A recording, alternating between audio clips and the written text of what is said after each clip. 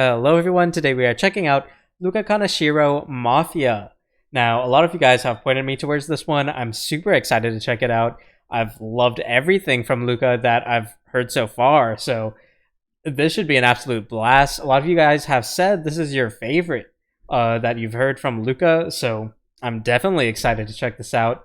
Let's just get right into things in 3, 2, 1, play.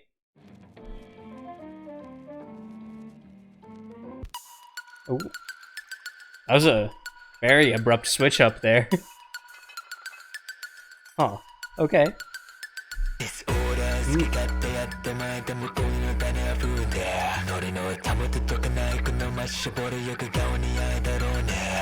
Whoa, okay. I really like this husky, breathy voice he's doing on the down low, and we've also got this really nice vocal effect on that.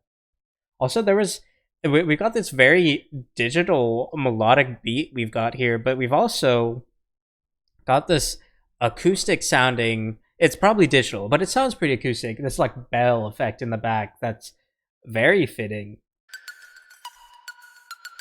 Ooh, and if we look there, I believe that said Ike Eveland on the mix. Very nice. Right there, you can hear a bell in the back to create some impact. And then you can hear, instead of the bell this time, while he's already on his vocal line, we have this bass, this digital bass that pumps in between his vocal segment to kind of create the bar, to tell you where the measure is in the score of the song.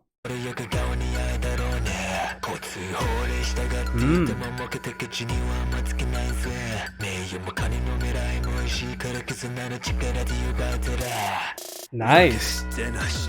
Ooh.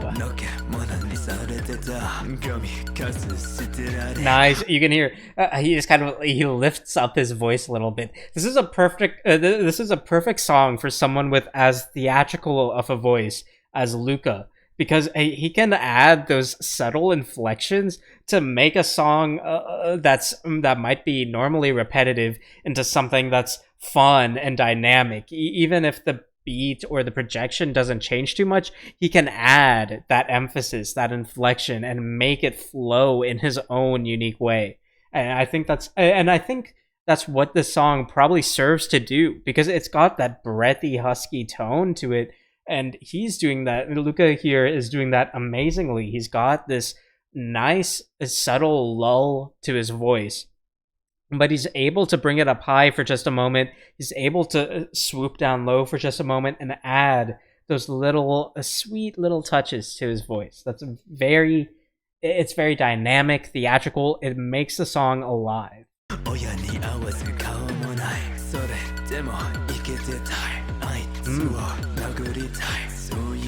We've got this build up in the back of the mix.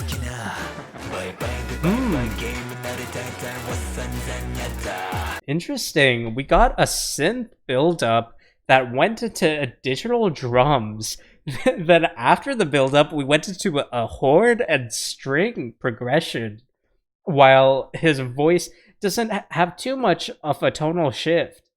That's a very interesting composition choice there. Well, it's like, not only are we building up with something digital and then going into something that's using traditionally acoustic tones, though obviously in a digital format, it's very...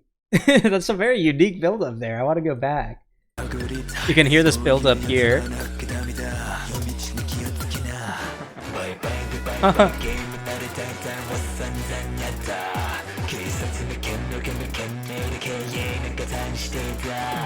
I like how he adds that little like slurring to his voice. Like da.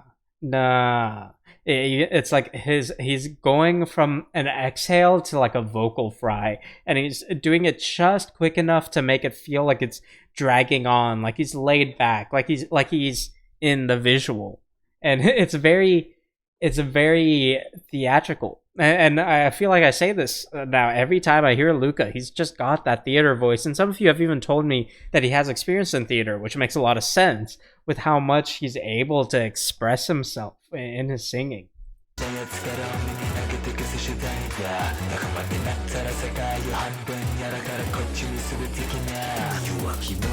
Ooh. Interesting. We've got these it sounds like we've got multiple vocal tracks, but instead of layering them, what we're doing is we're overlapping just the end and just the beginning of the vocal track there. So it starts as the previous vocal track is ending.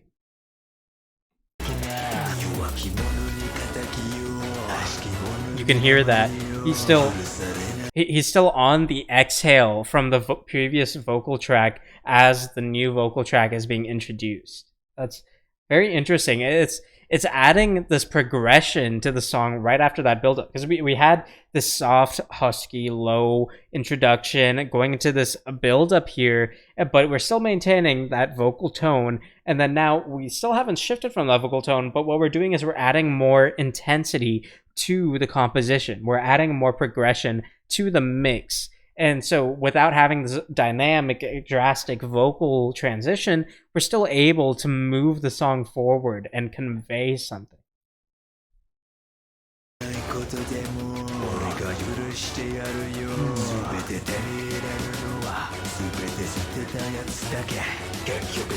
We're building up again. Ooh. Instrumental breakdown, okay.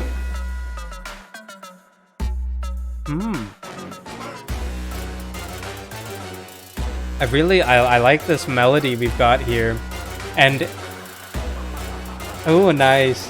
We can hear some laughing in the back of the mix there.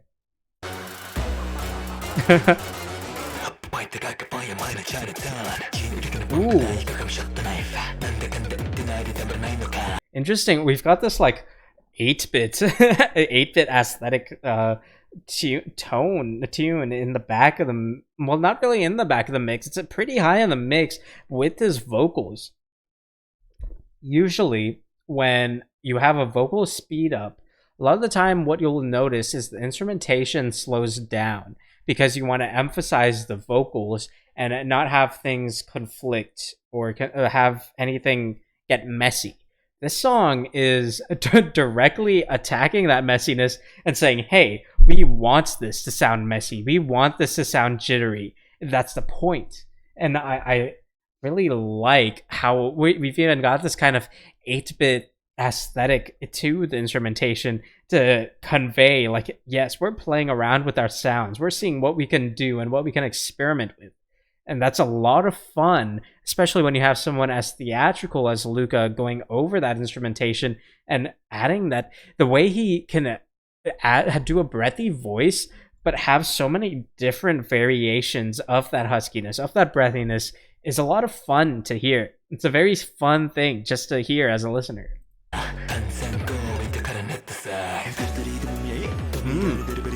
Whoa.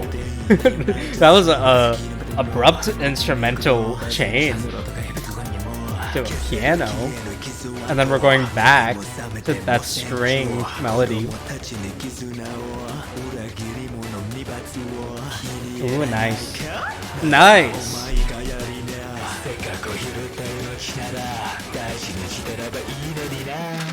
Ooh, nice. He didn't get too breathy on the end of that last part. Yeah, it was very intentful. He added almost a little more support to his voice as he ended that last line there. And then, ooh, got this. Oh, this song is so odd. Oh, and we've got this hey in the back of the mix as well. And then we have an abrupt change back to the introductory instrumentation. What was that song? That well then, that song had so many odd, abrupt changes that if you had written for some sort of like music theory project, you might have failed that class. But I think that is what really speaks to the skill of composition. Because when you're composing a song, who wants to do the same thing everyone else is doing? That's boring, right? So I think this was a lot of experimentation, a lot of just trying to break the rules in fun ways, and then having that vocal almost as another. It felt like at times it felt like the vocals were a backing instrumentation for the instrumentation. But Luca did an amazing job of owning the song. He made it his song. The way he's playing around with the breathiness of his voice, the pitch, the vocal control, to be able to add that much pitch control, like when you're doing a husky voice, when it's that breathy, and that he's adding a little bit of vocal fry towards the end of his exhalations there, and still being able to manipulate the pitch when he's doing that. That's a lot of practice. That's a lot of skill, being able to do that. And I'm very impressed with what Luca showed us here. So yeah, thank you so much for recommending this. This was a lot of fun. As always, feel free to recommend more in the comments below if you'd like to see anything else. If you are recommending something, just put the title of the song and the channel I can find it on, and then I'll add it to a playlist where I keep track of all my future reactions. Don't put a link, because if you do put a link, YouTube will probably either not show me the comment or just won't let you like post the comment in the first place. And the reason for that is just because, you know, I can't check all links to make sure they're all safe, and I don't want to endanger anyone or myself. So yeah, just put the title of the song and the channel I can find it on. Aside from that, thank you so much for coming. I will see you next time.